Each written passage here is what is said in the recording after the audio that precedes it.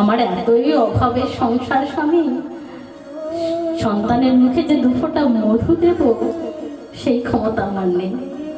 যাও না স্বামী, তুমি এক কাজ করো, গ্রামে কারো বাড়িতে একটু মধু পাওয়া যায় কিনা একটু দেখো না স্বামী। কৃষ্ণমণ্ডল বলল, শোনো দরিকা, আমার যতই অভাবের সংসার হোক না কেন, জগন্নাথের কৃপায় আমি সন্তান পেয়েছি, সেই সন্তানকে ওই ভিক্ষা করে মধু পান করাবো।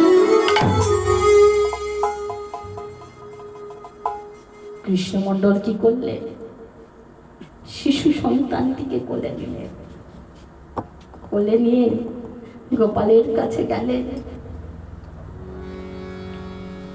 গোপালের কাছে গিয়ে কর্ণটাকে মুখের কাছে নিয়ে এসে, আহা শ্রবণে বদনে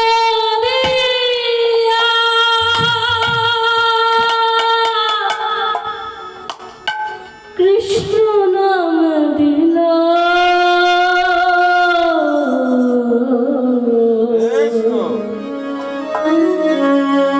শ্রবণে বদনে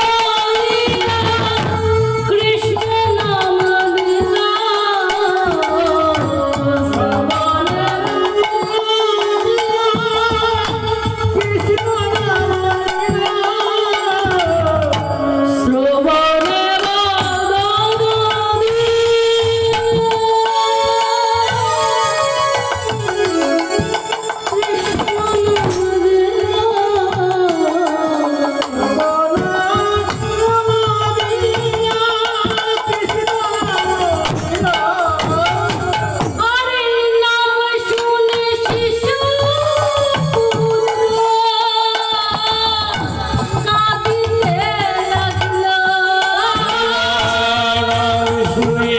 He's